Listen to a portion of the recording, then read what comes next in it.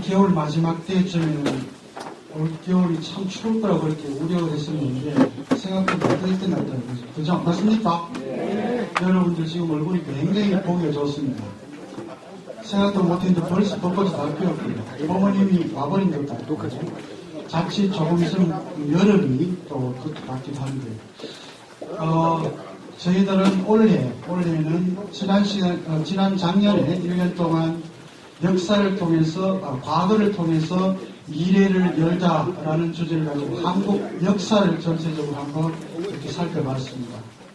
원래는 저희들이, 문학을 통해 가슴을 열자라고 해서 여러분들의 가슴을 한번 이 문학을 통해서 열어보고자 기획을 했습니다. 상반기, 하반기 1년 동안 진행을 할 것 같고요. 아마 여러 군데 여러분들 이 문학이라는 이름에 강연에 참석 이제 하실 텐데 가보시면 여러분들 목요철학 이문 포럼에서 하고 있는 강연 혹은 이 이문 포럼이 어떻게 가는가는 아마 여러분들 직접 경험하실 것 같아요. 이 문학이 지금 이제 너무 또 이렇게 열풍이 불다 보니까 이 문학을 이름으로 해서 이 문학이 상품화되고 이 문학이 부정적으로 흐르는 그런 감도 있지 않습니다. 그럼에도 불구하고 저희 계명목요철학원 이문 포럼에서는 이 문학의 그 본질을 벗어나지 않고 그 근원에서 여러분들과 항상 만날 수 있도록 그렇게 노력을 하겠습니다. 그래서 이번 상반기 혹은 하반기에도 한국 문학을 통해서 여러분들 한번 체계적으로 더듬어가는 그런 시도를 한번 해보려고 합니다. 그래서 오늘은 첫 시간이기 때문에 어떻게 보면 한국 문학이라고 하는 것을 하나의 학문으로 체계화시키고 또 동시에 그 한국 문학을 세계적인 반열에 올리는 데 초석을 다졌던 분을 모셨습니다. 아마 여러분들 아시는 분들도 계실 거고요. 워낙 또 유명하신 분이고 예전에 또 저희 계명대학교에서도 재직을 하셨고요. 그래서 그런 인연도 있고 여러 가지 여러분들을 위해서 좋은 얘기를 주실 분을 모셨습니다. 그래서 오늘 시작을 해서 전체 12강 상반기 아마 시기적으로 따지면 중세에서 조선 한 전기 정도까지 이루어지고요. 후반기에서는 그 이후 현대까지 이어지는 12강 그래서 여러분들을 만나 뵙게 될 것 같습니다. 이번 포럼뿐만이 아니고요. 5월에 들어가면 저희 또 목요철학원에서 하는 목요철학 콜로키움이 있습니다. 이건 대학 안에서 이루어지는데요. 물론 여기 계시는 분들 중에 많은 분들이 또 오시기도 합니다. 그것도 5월달이 되면 여러분들도 좀 더 좋은 주제를 가지고 여러분들을 만나게 될 것 같습니다. 제가 많은 얘기 드릴 필요는 없고 여러분들이 이미 다 오셨기 때문에 혹은 또 강연자 선생님 오셨기 때문에 바로 진행을 하는 것도 괜찮을 것 같습니다. 오늘 강연자로 오신 조덕 교수님 제가 잠깐 소개를 드리겠습니다.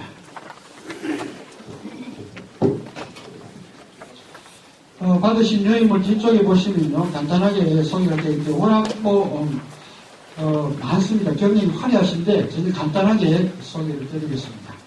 서울대학교 불어불문학과를 졸업하셨고요. 그리고 국어국문학과를 동시에 같이 공부를 하셨습니다. 서울대학교 국어국문학과 동대학원에서 석사와 박사학위를 취득하셨고요. 계명대학교에서 석좌 교수를 역임하셨고 현재 서울대학교와 중국 연변대학 명예교수로 재직을 하고 계십니다. 저서로는 산산수수 조동일화집, 선생님께서 예술경영까지 이렇게, 학문론, 동아시아 문명론, 철학사와 문학사 둘인가 하나인가. 오늘 아마 주제 강연은 마지막에 있는 이 저서입니다. 철학사와 문학사 둘인가 하나인가.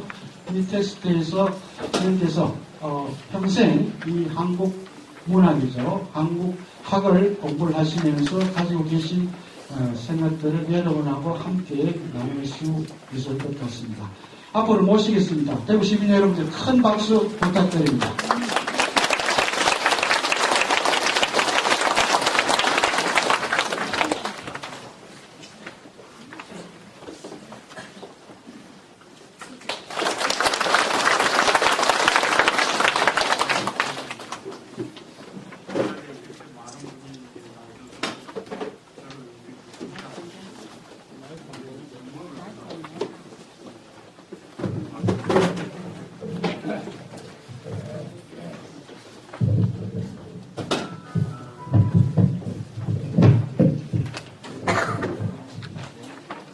제가 오늘 말씀드린 주제는 철학사와 문학사 둘인가 하나인가 알고 있는데 바로 제 책 제목입니다.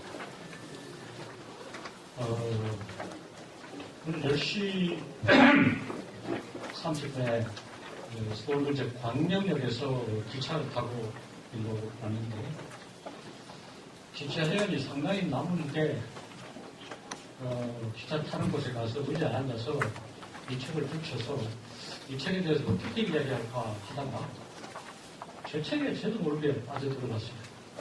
한참 있다가 문득 고개를 들어보니까 기차가 와서 있어요. 깜짝 놀라서 뛰어올라서 기차를 탔습니다. 자칫 잘못하면 기차를 놓치고 여러분들을 못 뵙고 아마 큰 차질이 일고 아마 뻔했습니다. 그래서 공부가 시작했어요. 어떻게 제가 제 책에 그렇게 달려들어갈 수 있나 생각하고 어떻게 하면 이 책에 대해서 여러분들이 관심을 가지시게 설명할 수 있는가 이렇게 생각했습니다. 저는 전공으로 삼은 것이 국문학, 한국문학. 한국문학을 고전부터 현대까지 주로 다루고 한국문학 통사라고 하는 본문 5권, 결책부락 1권짜리 6권짜리 책을 쓰고 그 다음에 그 연구 영역을 확장하기 위해서 한편으로는 한국문학과 동아시아 다른 나라 문학, 중국문학, 일본문학, 일본문학, 한국문학과 동아시아 또는 한국문학, 동아시아 문학과 세계문학의 관계에 대해서 계속 다뤘습니다. 또 한편으로는 문학 연구를 인적 한국과 관련시켜 다루는 작업을 하겠습니다. 그 가운데 하나가 문학사, 철학사와 문학사 둘인가 하나가 하는 제목의 책입니다. 이 책에 앞서서 한국의 문학사와 철학사라는 책을 또 준비했습니다. 그럼 한국 걸 다루고 그거는 이제 세계적인 범위에서 철학사, 문학사 둘인가 하나인가 하는 문제를 다루는 책을 썼습니다. 문학 연구와 인적 학문의 관계를 다루는 작업은 한편으로는 문학 연구와 철학의 관계를 다루고 또 한편으로는 역사, 특히 사회사와의 관계를 다루어서 소설의 사회사 비교론이라는 책을 썼습니다. 그 뒤에 후속 작업을 몇 가지 했습니다만 제 학문의 꼭지점이랄까 정점이랄까 하는 것은 철학사와 문학사 둘인가 하나이라는 이 책과 소설의 사회사 비교론이라고는 다음 저자입니다. 왜 문학과 철학을 관련시켜서 다루는가? 또 문학과 철학을 어떻게 관련시켜 할 것이냐? 하는 질문이 이 책에서 다루는 제일 중심적인 관점입니다. 그럼 문학과 철학은 어떻게 다르냐? 이렇게 질문을 드리면 철학은 쉬운 말을 어렵게 하는 게 철학이고 어려운 말을 쉽게 하는 게 문학이다. 매우 문학 쪽에서 보는 아전 예술적 연수. 철학은 어려운 것으로 행세하고 존경도 받고 평가받는데 철학에 보면 쉽게 이해할 수 있는 방법이 없는가? 철학을 쉽게 이해하려면 철학은 개념화된 논리인데 그 개념화된 논리가 어떤 구체적인 현실이나 경험이나 우리의 생각을 함축하고 있느냐 거기 다 연결되어 있는 그 가운데 거기 포함되는 걸 풀어내서 철학을 문학으로 풀이하고 해석하면 지나놓고 보면 사실 별거 아니다. 그래서 철학을 공략하는 방법은 철학을 문학으로 풀이하거나 번역하거나 옮겨서 해야 된다. 문학을 오래 공부하다 보니까 그런 욕심이 돼서 이 어렵고 난해한 것으로 그만을 떨고 있는 철학을 좀 흔들어 봐야 되겠다. 이런 생각이 들어서 문학과 철학의 관계를 다루게 됐습니다. 그러나 이건 한쪽의 여행입니다. 또 한편으로는 철학과의 관련은 문학 연구를 위해서도, 문학 이해를 위해서도 필수인 과정입니다. 우리가 문학을 이해한다, 연구한다는 것은 무엇을 말하는가? 문학 작품에 대해서 논문을 쓰는 사람들이 흔히 잘못 쓰는 거 보면 소설 줄거리 다 뺏겨놓고 이런 작품이다. 그 뺏겨놓은 줄거리는 아무리 잘 뺏겨도 논문에 근처까지 못합니다. 멀쩡하게 식물이 있는데 사진을 찍어놓고 이거다 하고 얼마나 웃어요. 문학 연구하는 사람이 그런 짓 하고 월급 받고 밥 벌어먹고 원물을 받는다면 참 양심의 어긋남입니다. 그러면 문학은 어떻게 해야 되냐? 문학 속에 포함되어 있는 철학을 찾아내는 것이 문학입니다. 문학은 어려운 말을 쉽게 한다고 했는데 쉽게 한다고 해서 거기에 어떤 핵심적인 내용, 논리적으로 개념적인 사고가 없는 게 아닙니다. 그것이 말 속에 녹아있는 거죠. 경험 속에 풀어져 있어요. 그 가운데 그 핵심을 찾아내면 문학 연구라는 것은 문학에서 철학을 찾아내는 게 문학입니다. 철학 연구는 철학을 문학으로 옮겨놓거나 번역하거나 해석하는 게 철학 연구다. 이런 생각을 해서 문학서를 8년씩을 연구하면 상호조명에서 이래에서 이게 해명되고 이게 정리해서 피차 이득이 매우 크다. 이런 생각을 했고, 제가 문학 연구에서 조금 남다른 무슨 작업을 하고 평가를 얻는다면 제가 따지고 보면 문학 작품을 철학으로 이은 것을 가지고 법적으로 삼는 겁니다. 그래서 문학과 철학의 관계를 따지는 것은 피차 학문에서 매우 기묘한 일이라 생각했는데, 그렇다면 문학과 철학의 관계를 좀 공적으로 따져보면 어떻겠냐. 그런 자리를 마련해보자 해서 두 차례 마련합니다. 하나는 한국의 문학사와 철학사라고 하는 것은 제가 신라시대부터 현대까지 특별한 쟁점을 따라서 시대마다 문학과 철학이 이렇게 얽혀왔다고 하는 쟁점과 개별적인 사례를 다루어서 글을 쓴 것들을 모은 책입니다. 그거 하고 나서 욕심이 생겨서 문학과 철학의 관계를 한국의 범위를 떠나서 세계 전체의 범위에서 좀 통괄해서 얘기할 수 있는다. 너무 지나친 욕심이고 자격은 말도 안 되는 거죠. 그런 걸 하는 일도 없고 할 수 있는 능력도 없는 겁니다. 그러나 그렇게 생각하고 시도하는 것이 학문하는 보람이고, 제가 오랫동안 학문에 종사했으니까 뭔가 전임 미답의 대우에 한번 올라보고 싶다.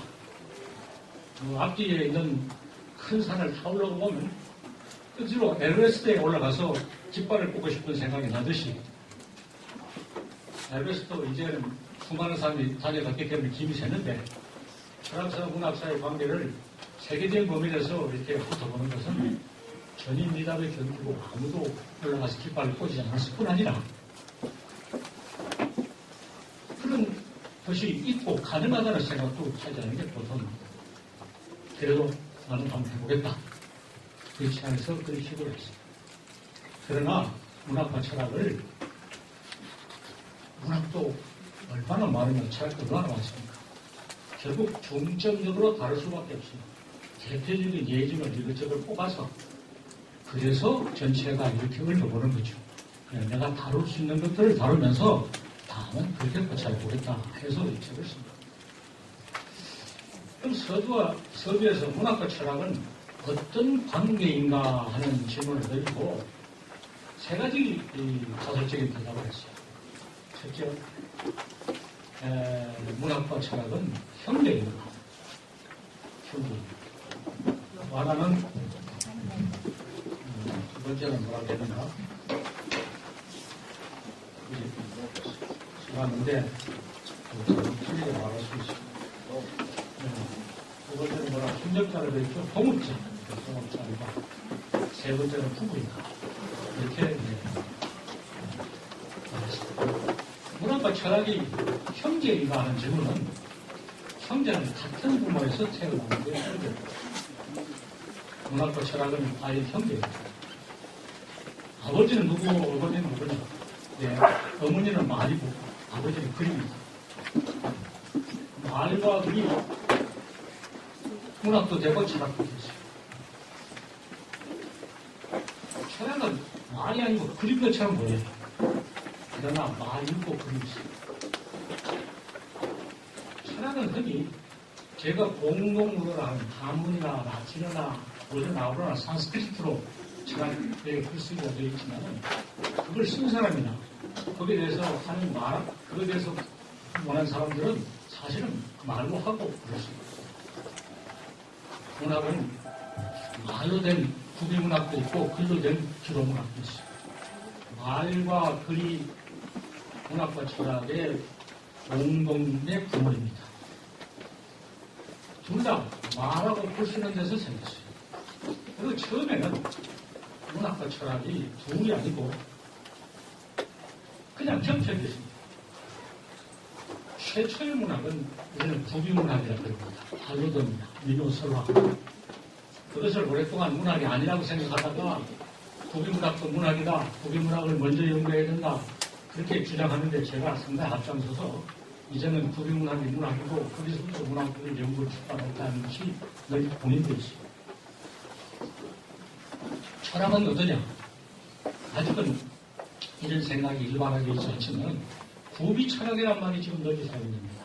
영어로 말하면 모럴 필로소피입니다. 모럴 리터레이처의 뜻이. 특히 아프리카 사람들은 문학도 철학도 없다. 유럽 사람들이 유럽 중심의 우월을 가면서 아프리카를 처음화해서 그렇게 나버렸어요. 그래서 뭐 정신이라는 것도 없고 역사도 없다. 이렇게 나버렸다가 아프리카 사람들에게 이런 훌륭한 구비문학이 있다 해서 그에 대해서 모두 가치를 인정하게 되는데 마찬가지로 아프리카에서 구비철학이 있다. 원의 필로소피가 있다. 아프리카뿐 아니라 어디라도 구비철학이 있다. 그리고 구비문학과 구비철학은 서로 겹쳐 있어요. 이건 문학이고 철학이 할 수 없어요. 구비문학이고 구비철학이고 구비철학. 거기서 전환해 나왔습니다. 글쓰기가 시작한 후에도 철학 글쓰기와 문학 글쓰기는 오랫동안 서로 겹치기도 하고 넘나들게 됐어요.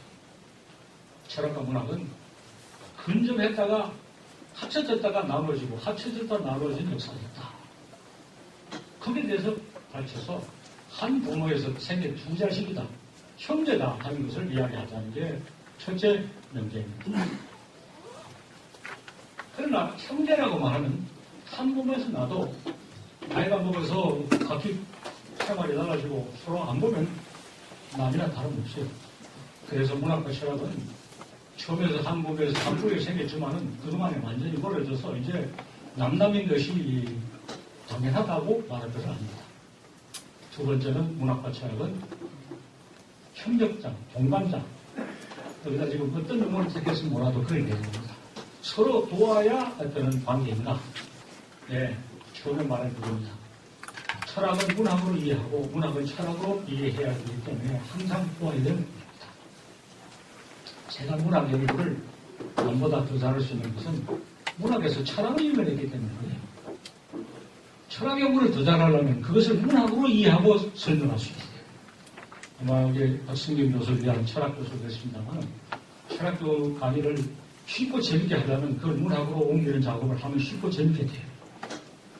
개념을 개념으로, 용어를 용어로, 동어 반복적으로 이야기하면 정말 골치 아프고 그래서 철학에서 문학을 읽어내는 능력과 문학에서 철학을 읽는 능력을 함께 가지고 서로 조명을 해야 되니까 문학과 철학은 원래 출신이 뭐 형제인지 어쩐지에 대해서 우리가 말하지 않더라도 계속 서로 도와나가야 합니다.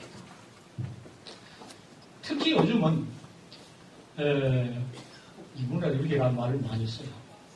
세상의 사람들이 돈벌이가 되고 실용적인만 생각하고 무슨 가치니 논리니 윤리니라는 걸 버려놓고 그래서 인간성이 황폐하고 사회가 영광이 된다. 인문학을 살려야 된다고 이야기하는데 철학과 문학은 서로 도와하면서 인문학을 살려야 될 막중한 책임이 있는데도 불구하고 그런 걸 생각하지 않고 서로 우애를 다투고 서로 시기하고 서로 헐뜯는 이런 골목대장 수준의 사고방식을 가지고 골목대장은 골목이 세계 전체라고 생각합니다. 문학과 철학이 서로 헐뜯는 것은 더 바람도 못하고 둘 다 많은 계집니다. 인문학을 일으켜야 된다는 공동의 삶을 저버리는 마찬가지다. 철문학과 철학은 협력하는 관계다. 서로 동반하는 관계다. 서로 도와야 되는 관계다. 이렇게 주장하는 것이 두 번째 대답입니다. 세 번째 대답은 뭐냐? 문학과 철학은 부부관이다. 이 대답입니다. 부부와는 원래 남남이 맞는죠. 남남이 맡아서 가정을 이루고 살면서 생활하면서 자식을 낳아서 새로운 생명을 잉태시키고 그게 부부입니다. 철학과 문학이 소종력 어떻게 만났던 간에 그냥 단순히 협력해서 옆에서 도우는 관계가 아니라 일체가 돼서 뭐를 창조해야 됩니다. 창조한다는 것은 지금까지 없던 걸 만들어내기도 하고 있는 걸 고칩니다. 철학과 문학이 만나서 우리는 사고를 창조하고 가치를 창조하고 논리를 창조하고 문화를 창조하기 위해서 철학과 만나서 부부와 같은 관계를 가지는 것이 마땅하다. 이게 세 번째입니다. 여보세요? 철학은 논리적인 것, 이성적인 것을 중요시합니다. 논리적이고 이성적인 것은 우리 뇌 한쪽이 관장하는 영역입니다. 그것이 좌뇌라 하든지 우뇌라 하든지 잊어버렸어요. 그건 뭐 어쨌든 한쪽에 쏠리는 얘기입니다. 철학은 그쪽으로 관장합니다. 문학은 감성적인 쪽을 강조합니다. 그래서 논리나 이성을 배제하고 감성적으로 가는 것도 한쪽에 치우쳐서 그렇죠. 우리는 좌우의 뇌가 합체되어야 된다고 요즘 사람 수많은 얘기를 합니다. 철학과 문학이 부부로서 앞으로 뭘 생산한다면 논리와 감성, 좌우 내의 협동에 의해서만 창조가 가능합니다. 그것이 문학과 철학이 함께 나가야 될 세 번째 이유이죠. 가장 중요한 이유죠. 그런 이야기가 서두에 전개되어 있습니다. 그런 이야기를 가지고 그러면 실제로 무슨 작업을 할 것이냐? 계획을 이야기하고 책이 전개되납니다. 앞에 세계 철학사라는 놈을 모아가지고 검토했어요. 세계 철학사라는 놈을 모아서 검토한다는 것은 하나도 건방지고 제대로 한다면 일생을 몇 번 소비해도 되지 않을 만큼 독서량과 작업을 요구합니다. 그러나 용감하게 제가 이룰 수 있는 범위에서 그렇게 많지 않은 철학사를 갖다놓고 시기를 시작했어요. 왜 그런 짓을 무식한 사람이 용감하다고 무식하게 하느냐? 내가 세계 문학사에 대한 작업을 이미 해본 적이 있기 때문에 세계 문학사의 경우에는 8개 언어로 쓰여진 38종의 세계 문학사를 모아가지고 책 한 권의 범위에서 검토한 게 있어요. 세계 문학사의 훨씬 8개 언어라는 뭐냐? 한중일에다가 영독불에 6개입니다. 여기까지 제가 직접 읽고 그 다음에 이태리 말로 된 거하고 러시아 말로 된 거는 직접 못 읽어서 다른 사람의 도움을 받아서 8개 언어로 된 38종의 세계문학사를 모아서 시비하고 검토한 책을 나왔었어요. 그런 책 아무도 쓴 적이 없어요. 그거 했으니까 내친 김에 철학사도 해보자. 철학사는 그렇게 많이 모으지 못했어요. 책 한 권을 쓴 게 아니라 이 책 거꾸로 조금 얘기했죠. 그냥 문학사를 다룬 것처럼 했는데 세계 철학사가 가지고 있는 문제점도 세계 문학사가 가진 문제점하고 틀림없이 동일해요. 뭐냐? 유럽 문명권 중심. 유럽 문명권에서 이루어진 것만 진짜 문학이고 진짜 철학이라고 생각하고 다른 데서 만들어낸 것은 문학도 철학도 아니라고 생각합니다. 유럽의 문학사와 철학사는 선구와 계통을 밟아서 이렇게 전개된다 하더라고. 다른 것들은 이야기하더라도 그냥 갖다야 절러지로 갖다 세웠어요. 그래서 상도 연결도 없고 앞뒤쳐도 좌우도 없이 갖다 붙였어요. 유럽의 문학사와 철학사를 쓴 사람들은 상당한 일가견을 가진 사람이 여러 나라의 것을 다 읽고 제법 시계를 가지고 쓰는데 이슬람 세계라든가 인도라든가 이 중국의 문학사, 철학사는 유럽 문학, 철학사를 쓰는 사람들 옆에 그냥 들러를 서서 자기의 전문 지식을 조금 제공했어요. 이거는 꼴이 아니다. 세계 문학사도 여러 문명권의 문학사를 계덕하게 취급해야 되고 그 전체를 일관성을 있게 해야 된다고 제가 주장해서 세계 문학사의 거시라는 책에서 기존의 업적을 비판하고 세계 문학사의 전개라는 책을 써서 세계 문학사는 그게 아니고 이렇게 전개된다 하고 책을 쓴 적이 있어요. 그게 제 주업이고 그걸 드리기 위해서 수십 년의 노력을 바쳤어요. 철학사 여름은 문학보다 만만하냐? 사실은 여름이 더 빡빡해요. 더 힘들어요. 같은 노력을 위해서 읽어나가는 속도가 문학은 빠르고 철학은 늦어요. 그러니 철학사를 휘어잡는 것은 감히 엄두도 날리지 않지만 이왕 문학사를 휘어잡았으니까 철학사도 한번 휘어잡아보자 하고 들었어요. 그러나 철학사는 문학사만큼 많은 업적을 들어서 자세히 다룬 것은 아닙니다. 그러나 기본적인 양상이 똑같다는 것은 확실히 말할 수 있어요. 철학사에 대해서 다 미진해서 말을 못하는 것은 문학사에서 이미 해낸 이야기다. 그러면 이제부터 나는 세계 철학 문학사에 대해서 내대로 생각한 바를 전개했지만 이번엔 세계 철학사에 대해서도 한번 해보자. 세계 철학사를 제가 혼자 무명하니 쓴다고 하는 것은 참 망상 중에 망상이고 그런 공표태가 없어요. 그러나 할 수 있는 데까지 하면 되지. 완벽을 기한다든가 철저하게 한다는 것은 내한테 한평생밖에 보장되어 있지 않은데 마치 내가 10평생을 살 수 있을 처럼 일을 벌이는 것은 바보예요. 내가 한평생 할 수 있는 데 하고 나는 기껏해 여기까지 못했으니까 더 좋고 중요한 일은 다른 사람이 하시오 하고 넘겨주는 것도 굉장히 좋은 방법이다. 이렇게 생각해서 이제 철학사의 정도를 쓰는데 철학사의 정도를 문학사와의 8년의 역사로 다루면 문학사와 철학사가 이렇게 맞물려 돌아갔다. 요 맞물림에 대해서 이야기하면 그거는 독자적인 경지다. 맞물림에 대해서 철학사만 순전히 이야기한다. 이건 나로서는 안 될 이야기지만 다른 사람 보고 참 무식한 사람이 영감하다고 뭘 모르니까 이런 큰 소리를 한다 하고 나무랬으면 철학사와 문학사의 맞물림에 대해서 이야기했을 때 야, 그건 우리도 생각해보지 못한 일이다. 아, 그건 정말 일리가 있구나. 그래서 맞물림에 대해서 전부 다 얘기할 수 있어. 내가 이해할 수 있고 말할 수 있는 범위 내에서 얘기하자. 이게 이 책에 구성하는 실제 내용입니다. 그럼 맞물림은 어떻게 되느냐? 철학과 문학은 합쳐졌다가 나눠졌다가 합쳐집니다. 우리가 삼국지연이라는 도서를 읽으면 처음에 거창한 선물이 있습니다. 천하대세는 합쳐지면 나누어져 분하고 나누어지면 합쳐진다. 삼국지연에 그렇게 말했어요. 예, 철학과 문학도 합쳐지면 나누어지고 나누어지면 합쳐집니다. 천하대세는 합쳐지면 나누어지고 나누어지면 합쳐진다는 것은 오늘날 중국에서는 제일 싫어해요. 합쳐졌으니까 다음에 나누어질 차례다 하는 것은 불적이고 싫어합니다만 그것은 사물의 본질이고 필연적인 것입니다. 원하지 않는다고 해서 막는다고 되는 지금은 어떠냐 하면 문학과 철학의 관계가 가장 소원해진 시대입니다. 가장 거리가 멀어진 시대예요. 역사적으로 볼 때.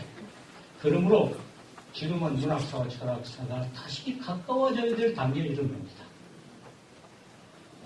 가장 멀어지기까지의 경과를 이야기하고 이렇고 이런 데서 이렇게 멀어졌다 이야기하고 다시 합쳐지려면 어떻게 해야 되느냐 말하려면 과거의 문학사와 철학사가 합쳐지고 멀어진 경과를 얘기함으로써 과거를 우리가 얘기하면서 현재를 진단하고 미래를 해결하는 것이 모든 역사적 연구의 목적이죠.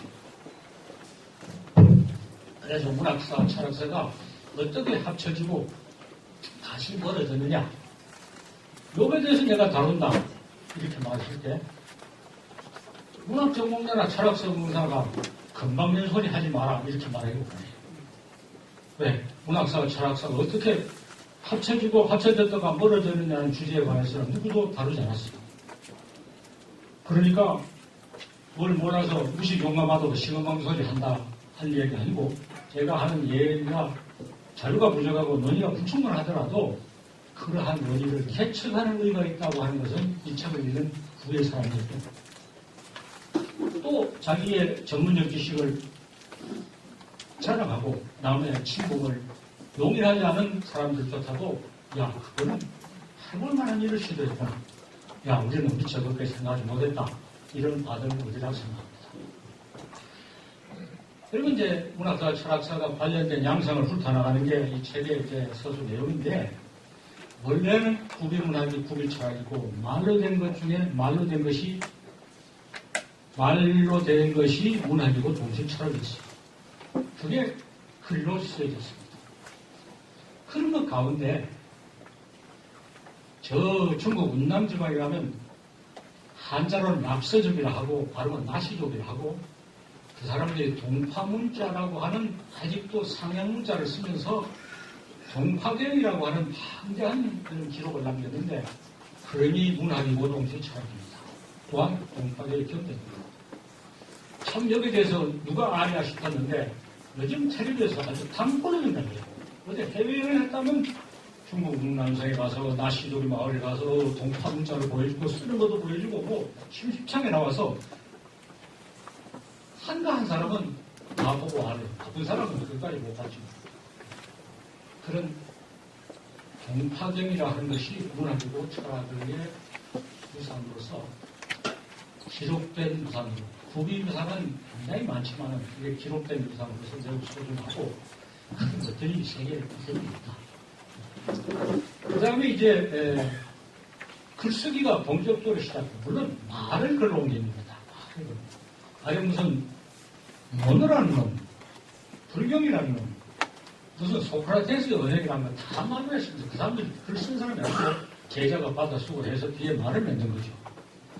이런 시기에 글로 된 것들은 말을 글로 옮겼는데 문학이 철학이고 철학이 문학. 우리 동아시아에 잘 아는 노자나 장자. 노자나 장자라는 것은 그 쓴 사람에 대한 말이기도 하고 책임입니다. 세상에 플라톤이 있었다는 것.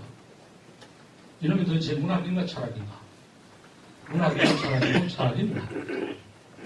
이런 시기에 그런 글쓰기는 문학이면서 철학이고 철학이면 문학. 철학하는 사람들은 거기서 철학의 요소만 뽑아내가지고 그놈을 제조직 평균해서 그래서 무슨 플라톤 철학하는 거 보면 플라톤이 마치 무슨 소리 정연하게 논문 쓰듯이 철학을 정리한 것처럼 착각하게 만들고 플라톤이 실제로 썼다는 거 보면 요즘 우리 개념으로 뭐 소설인지 뭐 장문인지 그런 겁니다. 잡담입니다. 모자 장자도 다 그럽니다. 그래서 그것은 문학으로 읽으면서 동시에 철학을 읽어야 읽히지. 그 묘미도 있고 재미도 있고 뜻도 나오지. 그것을 문학이다 철학이다 가져가는 건 말이 안 된다.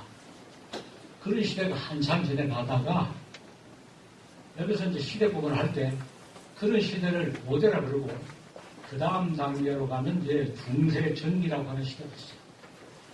중세전기에 오면은 어떻게 되느냐면 고대 동안에 잡다하게 떠들던 것을 잡다하게 떠들던 시대를 우리 동아시아에서는 중국에서는 제자 백가 제자 여러 유리의 사람들이 100가지나 나와서 떠들어대던 시대. 인도에서는 그런 사람을 사문이라고 했어요. 사문이라면서 뭐 깨달았다고 돌아다니는 사람 많고 이스라엘에서 예언자라고 떠드는 사람들이 많고 또 그리스의 소피스트라고도 떠들던 사람이 많았어요. 그런 시대를 지나서 그 중에 어떤 사상이 정말 소중하고 진짜고 정통이라고 하는 것이 선택돼서 어떤 종교의 체계와 한정화되는 시대, 보편 종교가 시대하면서 제가 보기에는 중세 전기라고 하는 시대가 들어섰대요.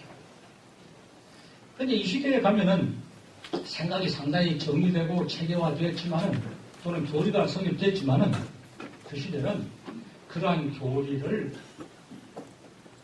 시를 지어서 전달하는 게 보통이었어요.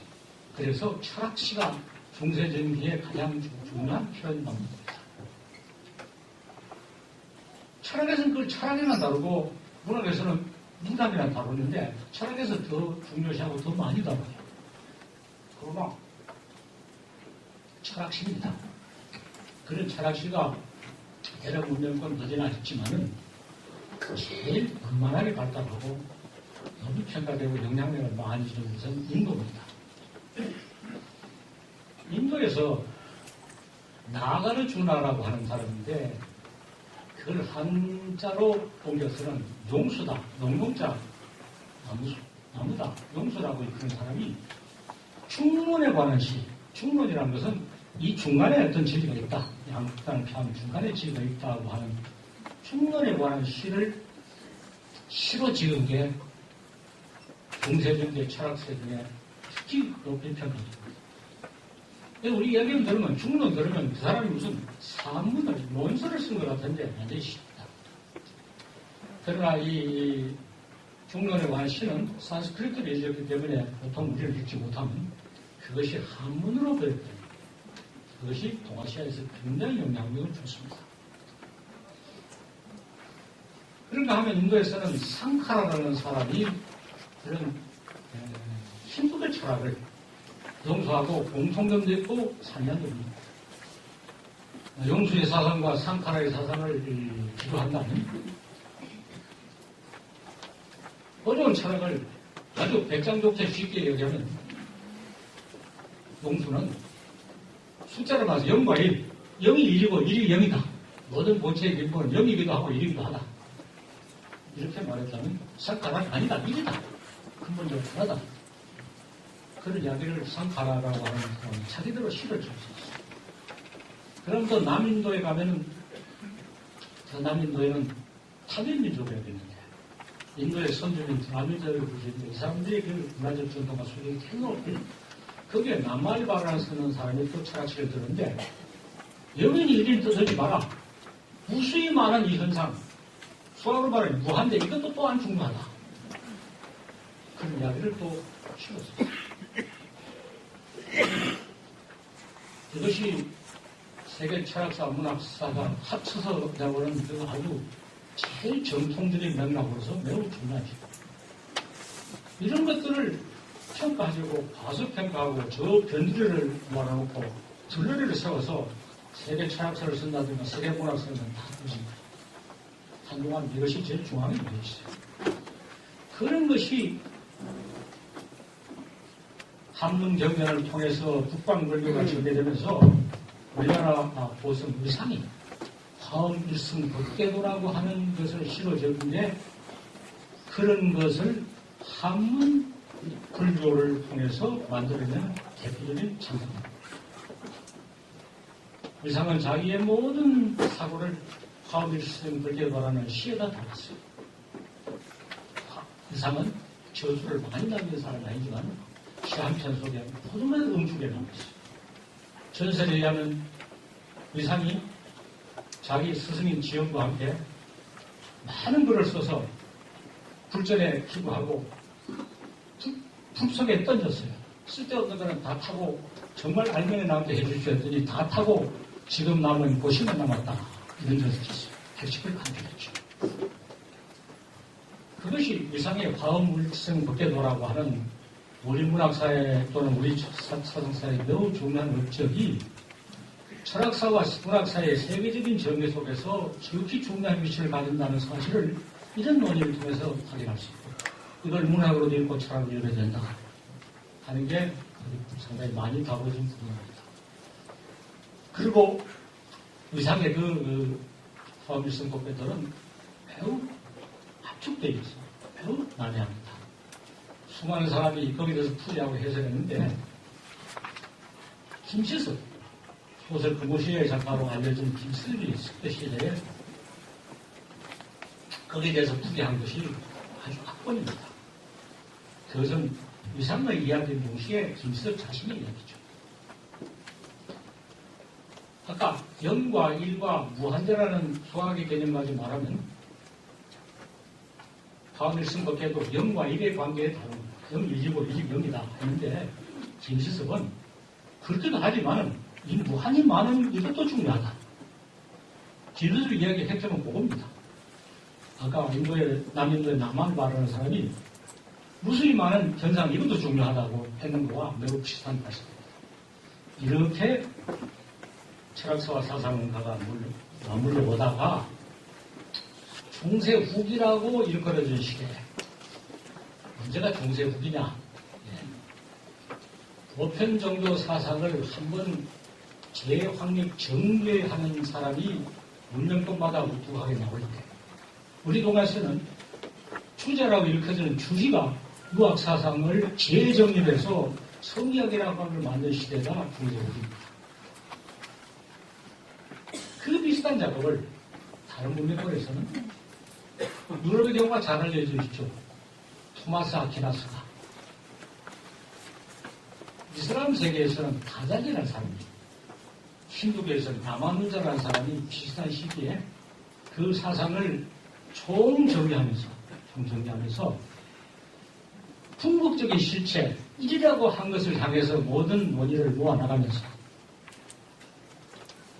그 앞에 어떤 반론과 변상에서 나왔던 무한히 많은 이런 현상적이고 경험적인 것도 또한 중요하다.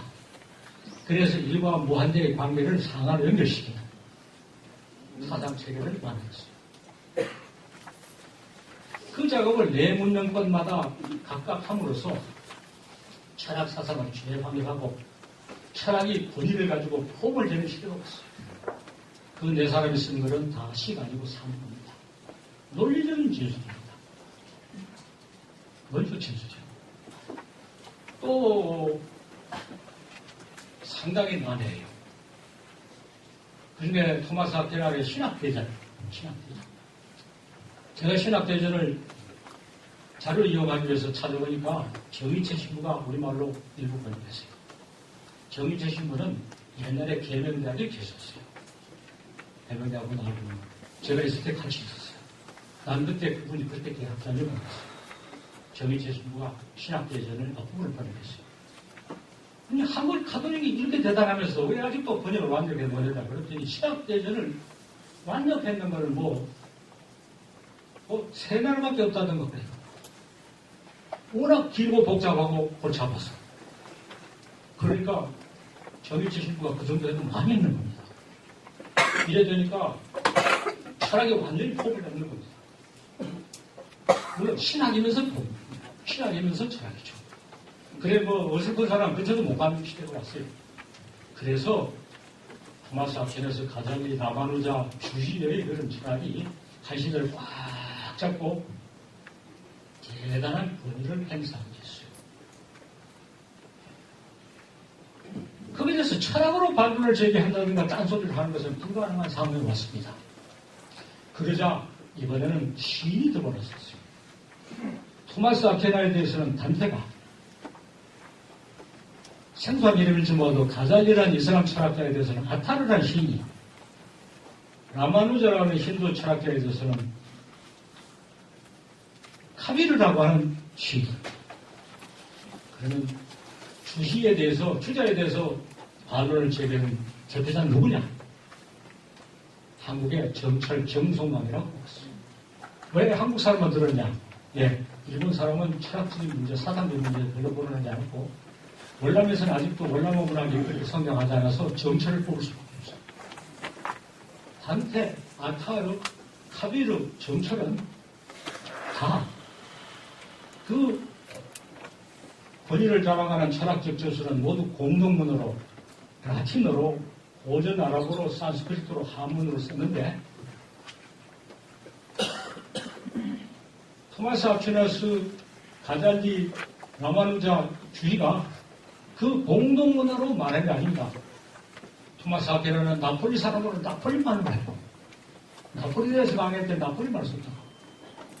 가잘리는 페르시아 사람입니다. 페르시아말을 했어요.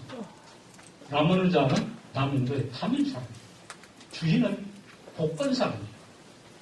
복권 사람이 쓰는 민나무라는 것은 표준 흉가가 매우 거리가 먼 촌스러운 말이죠. 그런데 글 쓸 때는 공동문으로 썼어요. 그런데 거기에 대해서 딴지를 걸고 나선 시인들은 모두 민족으로 사용했어요.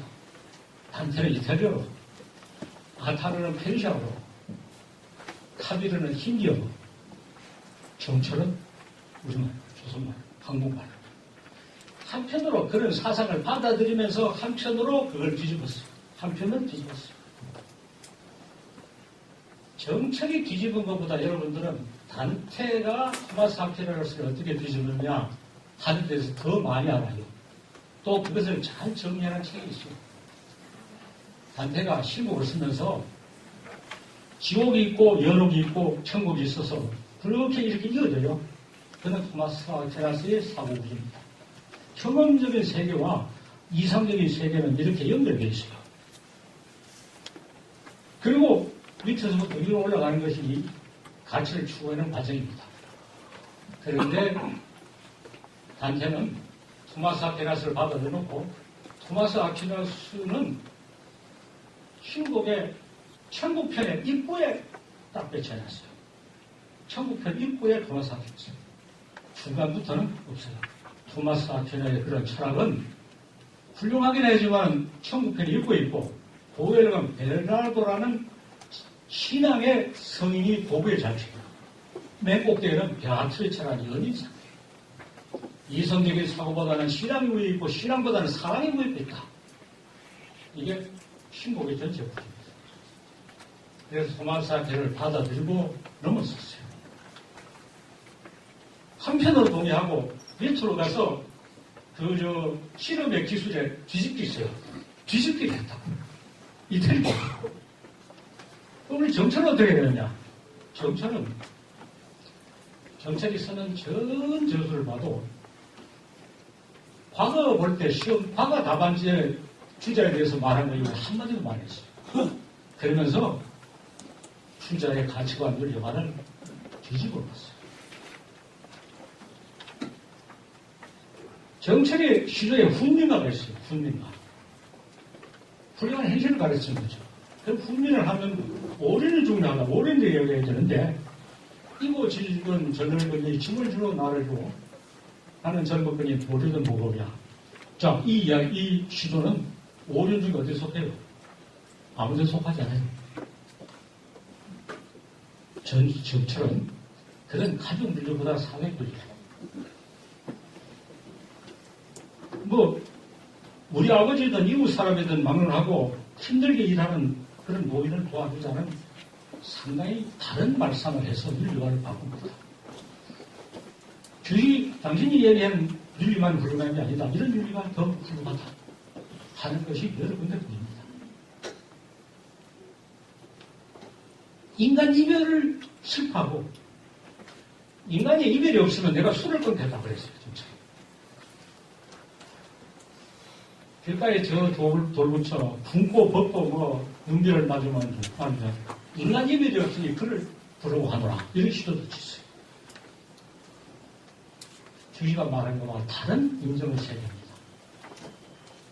어떤 윤리적 당위로서의 사고방식이 아니라 마음속에 우러나오는 사랑과 서로 사랑하는 그런 감정을 정철을 드러냈어요.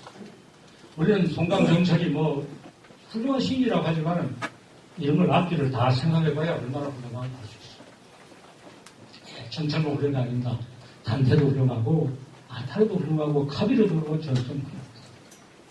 자, 중세 후기에 거대한 사상 체계가 공동문으로 써가지고 읽기조차 벅찬 채산 방석같이 이렇게 뒤집어 있는데 밑으로 들어가서 이 시인들이 가볍게 뒤집었어요.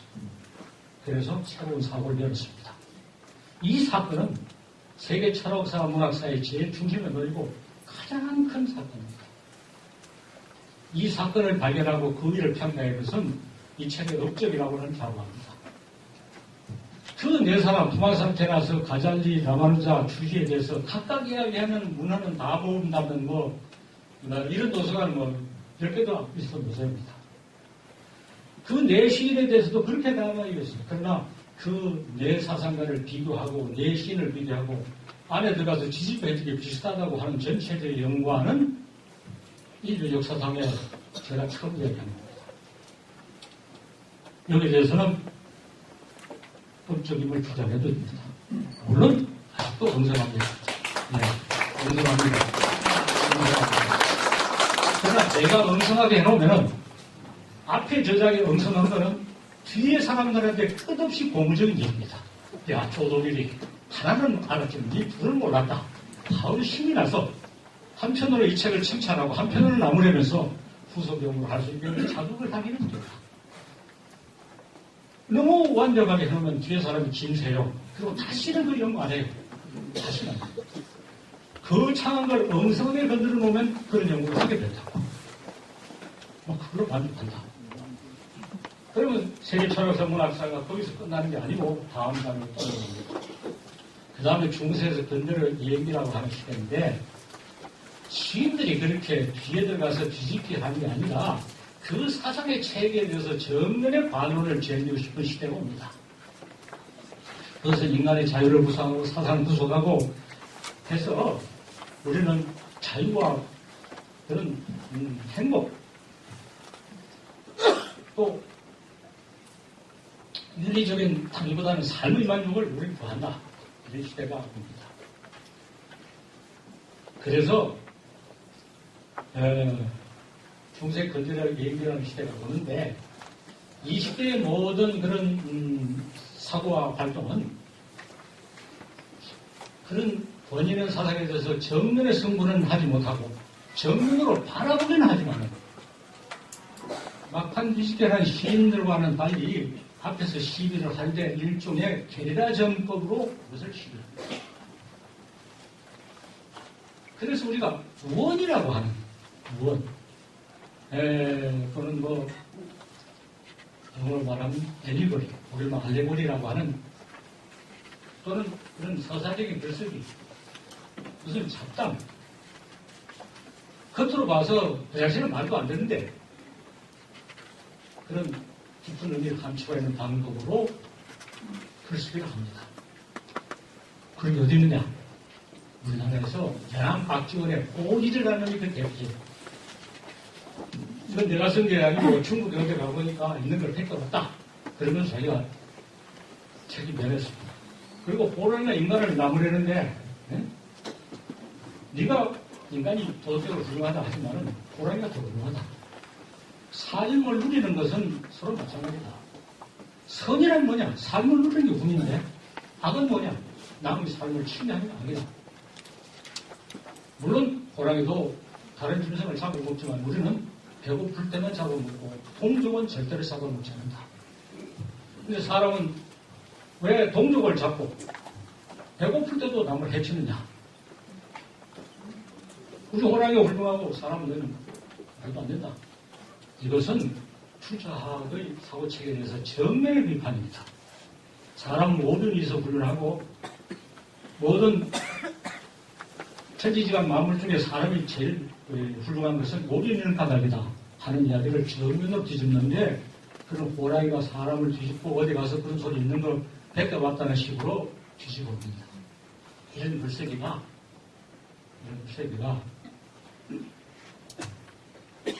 유럽에서는 어떠냐? 그게 많이 있지만 대표적인 사람이 볼테르입니다. 볼테르는 자득이거니 깡디거니 하는 이상한 얘기를 많이 남겼는데 자득이라는 건 옛날에 메소포타미아에 있던 거리 어떻게 전해서 메소를 받고 깡디드라는 건 어떤 독일 사람이 길가에서 행사했는데 주머니에 들어있는 원고를 보니까 이런 게 있었다. 절대로 내가 쓴 건 아니다. 보진 어디서 뵙고 왔다는 거죠.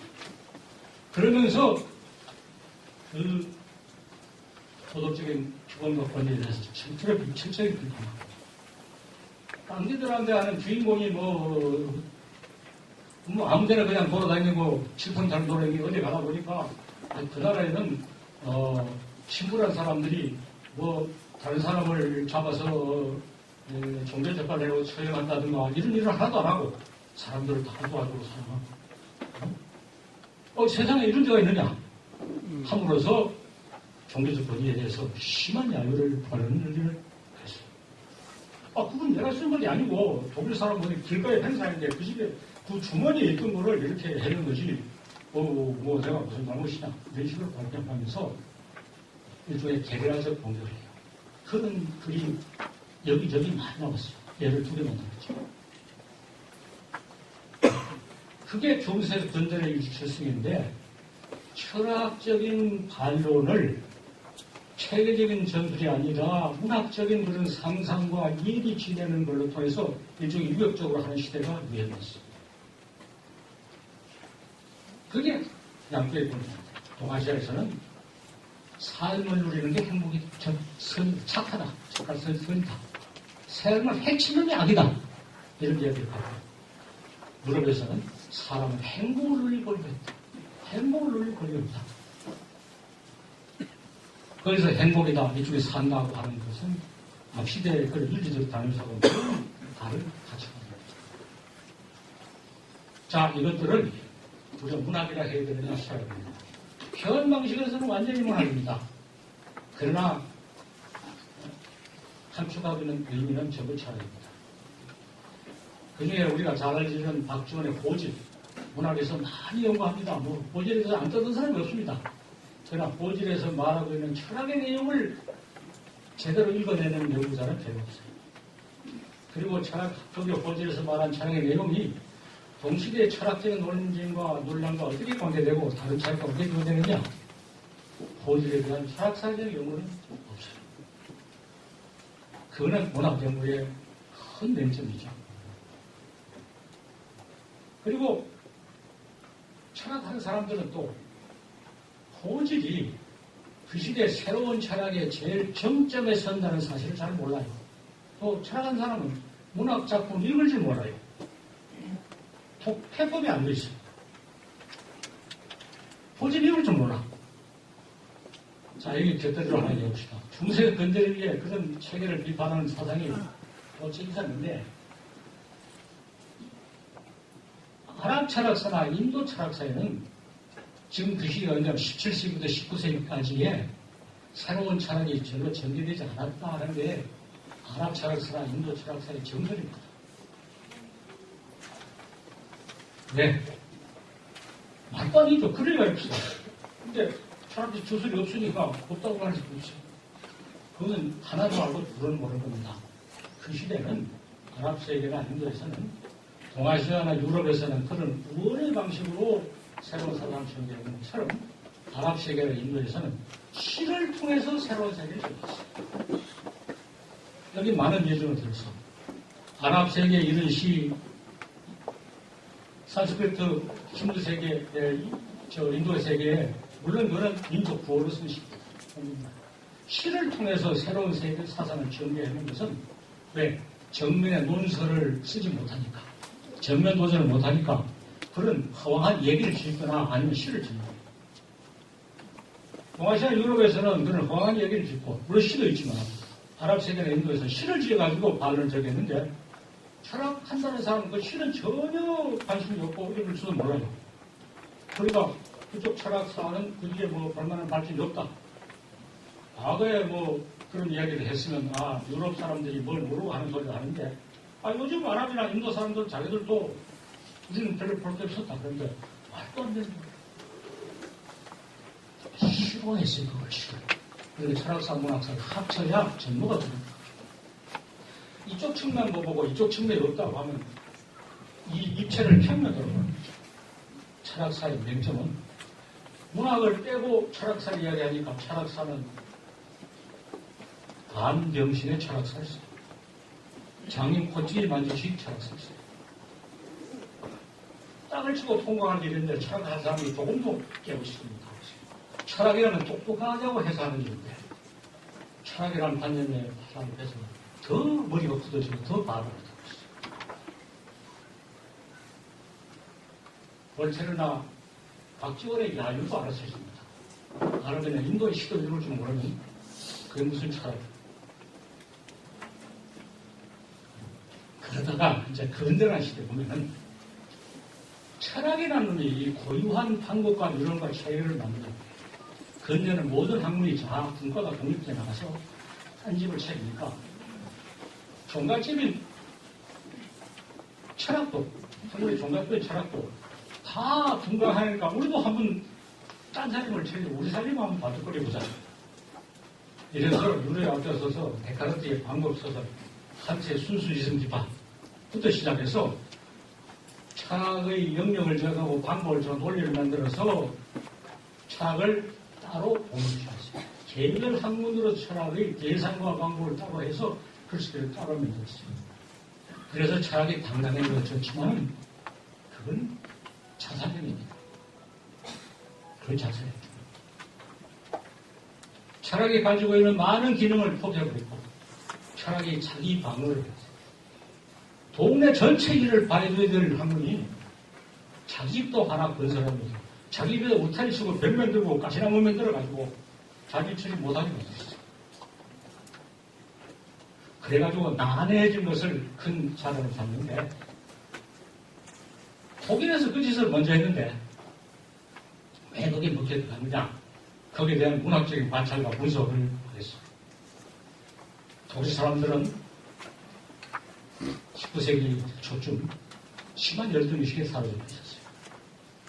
영국은 산업혁명을 하고 프랑스는 시민혁명을 해서 잘 나가는데 우리 독일은 뭐냐?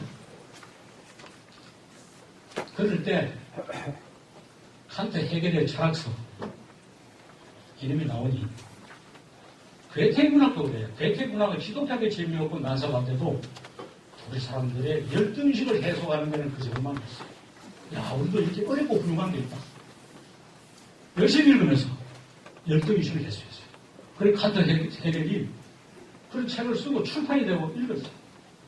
그래서 영국 사람이 산업혁명과 프랑스의 시민혁명에 대해서 독일 사람은 독서혁명을 이렇게 그룹을 모아서 어려운 책 머리를 싸면서 읽으면서 야, 이거 훌륭하다. 이것만 얻어가지고 그런 관념 철학이 독일에서 먼저 자리를 잡아서 다른 데로 뿌려놨어요. 그래서 철학이 대단히 잘된 것 같지만 그때부터 철학은 망조가 되기 시작했어요. 철학을 하면 돈벌이가 안 돼서 망조가 된 게 아니고 철학을 하면 사고가 점점 더 경색되어 나가고 세상 물정에 대해서 더 어두워지고 포괄적인 사고가 없어지고 창의적 반란이 없어지고 아까 이성적인 사고와 감성적인 합해야 되는데 감성을 제대로 배제하고 순수 이성이라는 게 따로 있다. 순수가 따로 있다. 이렇게 함으로써 철학은 최대의 자산골을 놓기 시작했어요.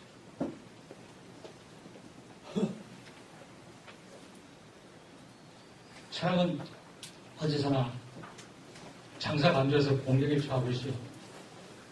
그래도 철학, 목욕 철학포를 만들어서 이런 걸 만들고 저같이 문학하는 사람 불러다가 철학 욕하는 것도 허용하고 함으로써 여기서는 자문책을 하고 있는데 다른 데는 전혀 어려움에 처해 있다는 것은 내색도 하지 않고 눈도 깜짝 안 하고 최종은 안 되는 게 철학이죠. 속으로 멈들고 있습니다. 속으로 멈들고 있습니다. 그럼 문학은 어떠냐? 예, 철학은 너희들이 잘 놀아. 문학은 문학이다.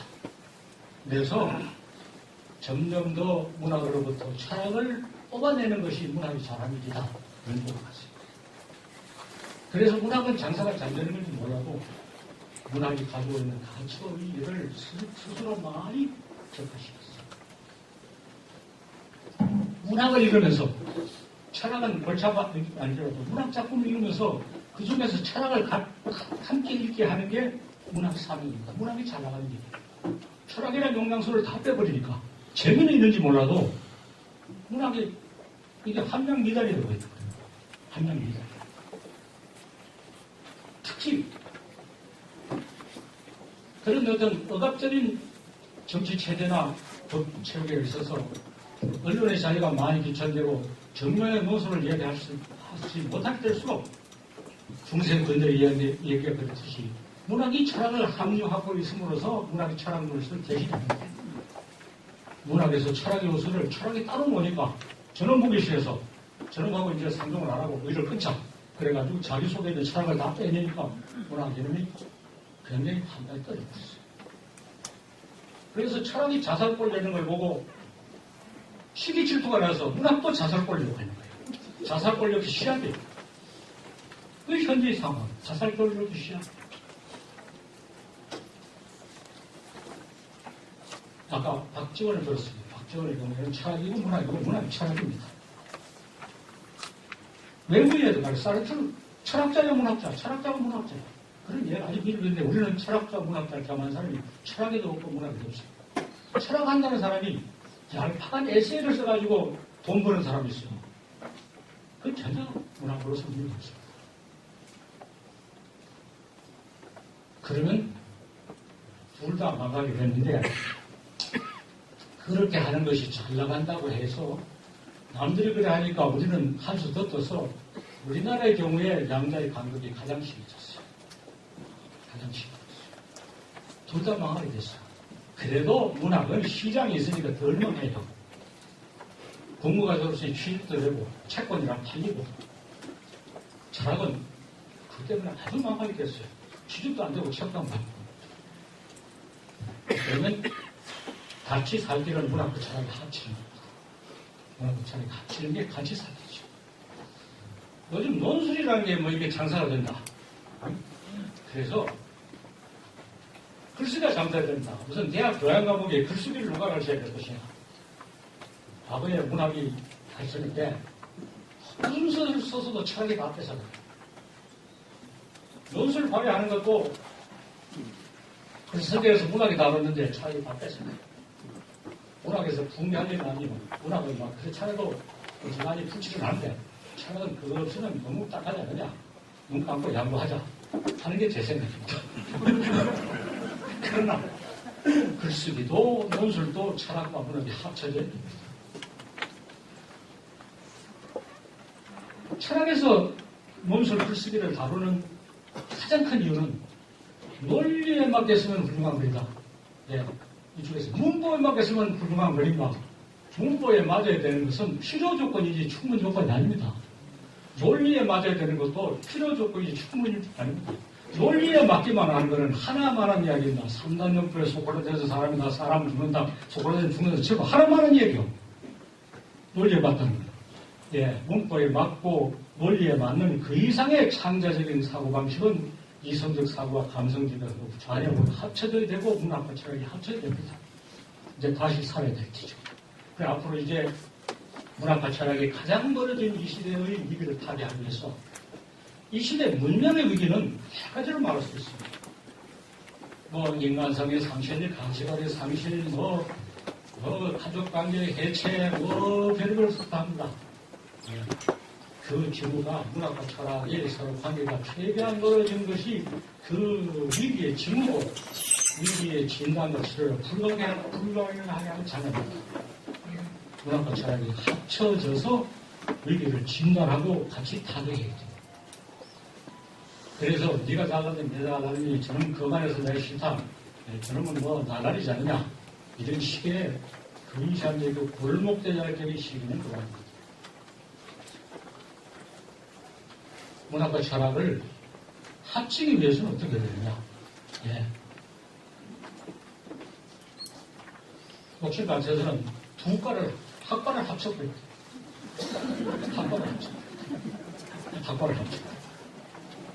학과를 합칠 뿐 아니라 인문학은 인문대학이 있으면 좋하지 학과가 필요 없다고 생각합니다. 인문대학이라는 학과, 대학 속에 여러 가지를 함께 공부하게 하면 다 살아요. 그러면 철학과 문학이 인문대학에 대해서 거장치게 돼 있어요. 그리고 둘 다 자기 학문을 살리기 위해서 필수적으로 요구되는 것이 외국어입니다. 철학에서도 외국어가 필요하고 문학에도 필요합니다. 철학 외국어, 문학 외국어가 따로 있는 거 아닙니다. 학문도 양쪽도 다 해야 돼요.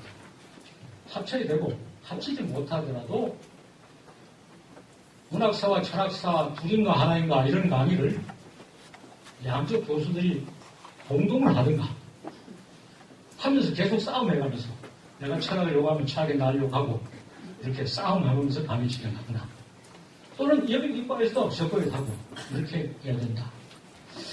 나는 요새 이런 주장을 많이 해요. 대학의 학문의 정답이라는 대학의 학문학이라는概念이 있어야 된다. 다른 데마다 얘기해요. 울산대학이라는 데서는 무슨 뭐 이름을 붙여서 와서 뭐 강의 뭐 하라 그랬는데 울산대학 총장을 만나서 쉬면서 울산대학에서 학문학 교수를 채용해라. 학문학 교수를 채용하는데 후보가 많다.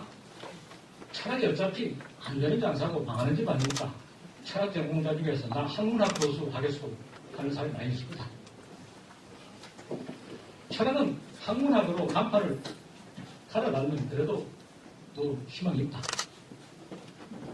그래서 무슨 울산대학 교수님 하겠다는 사람이 있으면 시키고 아니면 널리 공처리해서 학문학이라는 걸 개설해라. 학문의 역사와 방법, 영역 이런 것에 대해서 광범위 이야기하는 걸 개설해라. 그랬더니 교수 중에 하겠다는 사람이 아무도 없다. 그러면 한 과목 가르쳐도 세 과목 가르치는 걸 쳐줘라. 그러면 하겠다 할 거 아니냐. 그래도 안 한다. 그러면 세상에 널리 사람 인재를 초빙해라. 다 그래요. 그럴 때 철학이 학문학이 되기 위해서는 우선 문학과 합작을 해야 되고 다시 역사하고 합작을 해야 돼요.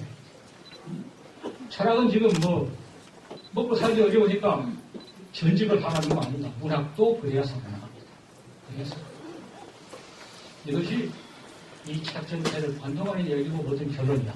사회자가 자리를 그래서 일어나는 거 보면 이제 토론 들어가자 하는 신호 같은데 저도 그렇게 생각했어요. 1시간 이야기하고 토론 들어가려고 했어요. 여러분도 지식 토론 들어가겠어요.